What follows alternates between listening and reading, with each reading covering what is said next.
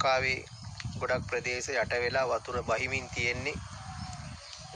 ගොඩක් අයට කරදර තමන්ගෙම ළඟම හිටපු දෙමව්පියෝ දරුවෝ නායයන් වලට ලක් වෙලා අතුරුදන් වෙලා තමන්ගේ ගෙවල් කැඩිලා බිඳලා ගිහිල්ලා වාහන ගහගෙන ගිහිල්ලා ලොකු විපාකයක් විනාශයක් ලංකාවට උනේ මේ දවස් දෙකක් තුල.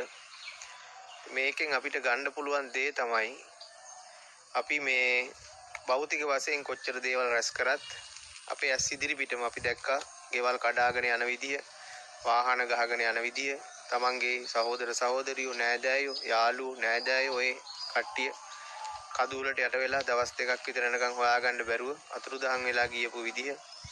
එතකොට අපිට නිකන් හිතෙනවා මේ අපේ ජීවිත කොච්චර අස්තීරද කියලා. මේක අපි දැන් කිය මාසේ මොනවද කරේ මුළු මාසෙ පුරාම අපි චීවර මාසේ කටින පින්කම් කරා, පින්දහම් කරා. බොහෝ විට මේ බෞද්ධ රටක් වශයෙන් බෞද්ධයෝ පුළුවන් විදියට පුදුම විදියට පින්දහම් කරා. නමුත් මේ මාසේ ඒක ඉවර වෙලා සති දෙකක් තුනක්වත් නැහැ. මේ වගේ දවස් දෙකක් ඇතුළත මුළු රටම යට වෙලා විනාශ වෙලා ගියා. අටම ස්ථාන තාම යට වෙලා. දලදා මාලිගාව කිට්ටුවට වතුර දාලා මහනුවර නගරේ යට වෙලා සෝමාවතිය මේ හැම නගරයක්ම ප්‍රධාන පූජාස්ථාන තියෙන ස්ථාන ඔක්කොම යට වෙලා. ඉතින් මේක අපි නිකන් හිතන්න ඕන. අපි පින්දහම් කරනවා සමහර විට රැල්ලට වගේ මෙහෙම පින්දහම් කරනවා. දාන දෙනවා. කන්නරිසා එහෙම ගත්තාම හැමදාම කංචුක පූජාවල් මේ වගේ දේවල් සිදු කරනවා. ඒකට අපිට නිකන් හිතෙනවා මේ ස්ථානවල බලයක් තිබ්බනම් ඒ තැන් යට වෙන්නේ නැහෙනි මිනිස්සුන්ට මෙච්චර හානියක් වෙන්නේ නැහෙනි කියලා.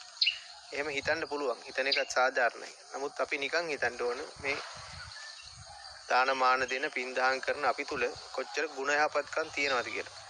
අපි මේ මොහොතට බොහෝ දෙනෙක් එහෙම දානමාන දෙනවා, පින්දහම් කරනවා.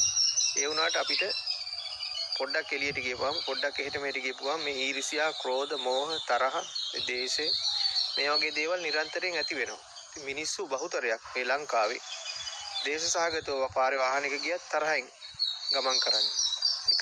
එකට එක කරන්න බලනවා. එතකොට බොහෝ විට හැම වෙලාවකම මේ ඊර්ෂ්‍යාව මේ වගේ දේවල් මේ කෙලෙස් මුල් කරගෙන ජීවත් වෙනවා. මේ කෙලෙස් මුල් වුණාම මේ කෙලෙස් වලින් තමන්ගේ ශරීරයෙන් නිකුත් වෙන්නේ කළු පාට කිරණයක්. ඒක අපිට පෙන්වන්න බෑ.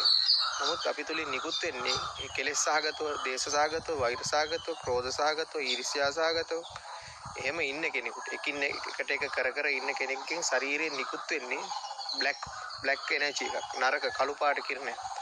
එතකොට බහුතරයක්ගෙන් මේ කළු පාට කිරණය නිකුත් වෙනවා නම් මේ විශ්වයට ඒක බලපානවා. මේ විශ්වයට බලපාන විදිහ අනුව තමයි මේ වගේ විපත් සිදු වෙන්නේ. ඉතින් දැන් ඉඳලා හරි අපි හරිම මෛත්‍රී සහගතව, ගුණ සහගතව යහපත්ව දැන් අපි එකිනෙකාට උදව් කරනවානේ. අපි දැන් එක එක පළාත්වල ඉඳලා දකුණේ ඉඳලා උතුරට කුරුණෑගල පැත්තට, නුවර පැත්තට ලොරි වලින් බඩු අරයි යනවා. කට්ටියව බලන්න යනවා, උදව් කරන්න යනවා. මෙන්න මේ ගතිය අපි තුල හැමදාම තියෙන්න ඕන.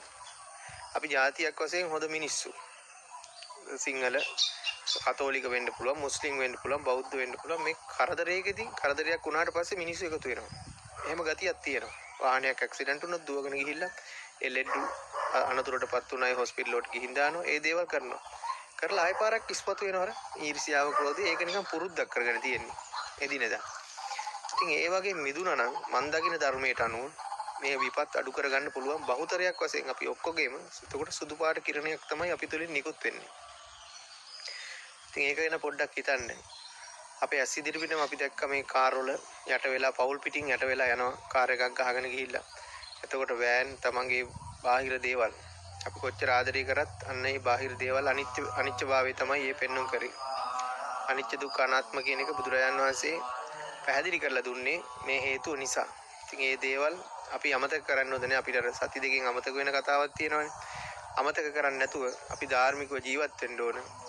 අපි ධාර්මිකව ජීවත් වෙලා ජීවත් වෙන ටිකට අපි ධාර්මිකව ජීවත් වෙන එක තමයි සිදු කරන්න ඕන. මොකද අපේ ජීවිතේ අර තනාග පිනිවිදක් කියනවා වගේ අපිට විශ්වාස කරන්න බෑ. කවදාවත් නායකී නැති ප්‍රදේශවල, වැස්සේ නැති ප්‍රදේශවල කට්ටිය වෙන ට්‍රිප් එකක් හරි නෑදෑ ගෙදරක ආවිල්ලා කන්දකට හරි යට වෙලා නැත්තම් වතුරට ගහගෙන ගිහිල්ලා වගේ එහෙම දේවල් වෙලා තියෙනවා. ඒ කියන්නේ තමන්ගේ මරණය තමන් හොයාගෙන එනවා වගේ තමන් කරපු ඒ කුසල් අකුසල් තමන්ව හොයාගෙන එනවා. සමහර කට්ටිය ඔක්කොම නැති වෙලා තමන් විතරක් බේරලා තියෙනවා. ඉතින් ඒ තමන්ට කුසලයක් තියෙන්න පුළුවන්. නමුත් ප්‍රධාන වශයෙන් මේ ලංකාවම ගත්තාම මේ රටම හරි අමාරුවෙන් තමයි ගොඩ ගන්න වෙන්නේ. අපි එකමුතු වෙලා වැඩ කරන්න වෙනවා. අර ජපානයේ දෙවන ලෝක යුද්ධදී හිරෝෂිමා නාගසාකි වගේ ඒ බෝම්බ ප්‍රහාරයෙන් පස්සේ මුළු ජපානයේම එකට වැඩ කරන්න ගත්තා. ලොකු උත්සාහයක් ඇති කරගත්තා. හැම පුද්ගලයෙක්ගේම රට ගොඩ ගන්න ඕන කියලා හැඟීමක් ඇති වුණා. ඉතින් ඒ හැඟීම අපි තුලත් ඇති කරගන්න වෙනවා ඉස්සරහට. නැත්තම් මේ රටේ පාරවල් ඔක්කොම කැඩිලා ගිහිල්ලා, පාලම් කැඩිලා ගිහිල්ලා, රේල්වේ පාරවල් ඔක්කොම කැඩිලා ගිහිල්ලා. එතකොට මේ ප්‍රවාහනය පහසුකම් නැති වෙනවා කියන්නේ අපි අපේ රට ගොඩක් ආර්ථික වශයෙන් පහළට වැටෙනවා. ඒ හින්දා අපේ මනුස්සත්වයේ තියෙනවා, මිනිසුන්ගේ මනුස්සත්වයේ කියන ගුණය තියෙනවා. ඒකින්ද තමයි මේ කරදරයක් වුණාම ඒක ඉස්මතු වෙලා උදව් කරන්න ගන්නේ. කරදරයක් වුණාම විතරක් නෙවෙයි හැම වෙලේම මේ මනුස්සත්වය Taman තුල තියාගන්න. මනුස්සත්වය කියන එක එලියක් කරගන්න. එලියක් කරගෙන මේ රාග දේශ මොහ කෙලෙස් වලින් තොරව මෛත්‍රී සහගත ගුණය Taman පතුරවන්න. මෛත්‍රී සහගත ගුණය පතුරන වාරයක් ගානේ මේ විශ්වය අපිට උදව් කරනවා. විශ්වයේ තියෙන විශ්ව ශක්තිය අපට ලබා ගන්න පුළුවන්. එහෙම නැත්නම් අපි මොන විදියට වැන්දත් මොන විදියට අදුම් පිදුම් කරත් මොනවා කරත් ඒ ස්ථාන වලින් අපිට කිසිම එලියක් ලැබෙන්නේ නැහැ. ඒක දැන් උනත් දකින්න ලැබෙනවා අටම ස්ථාන වල හැම එකක්ම යට වෙලා. එහෙම එලියක් තිබුණා නම් එහෙම වෙන්නේ නැහැ. එලියක් නැත්තේ අපි ක්‍රියාවක් විදියට කරගෙන යනවා. නමුත් අපි හදවත් තුලින් ඒක නැහැ. එතනින් පිටත් වුණාට පස්සේ නැවත වරක් අපි වෙන ට්‍රැක් එකකට වැටෙනවා. ඊර්ෂ්‍යා සාගත ට්‍රැක් එකකට වැටෙනවා. ඒක පොඩ්ඩක් හිතලා ධාර්මිකව හැම කෙනෙක්ම ජීවත් වෙන්න බලන්න. ඔබ සියලු දෙනාටම තෙරුවන් සරණයි, සුවපත් වේවා.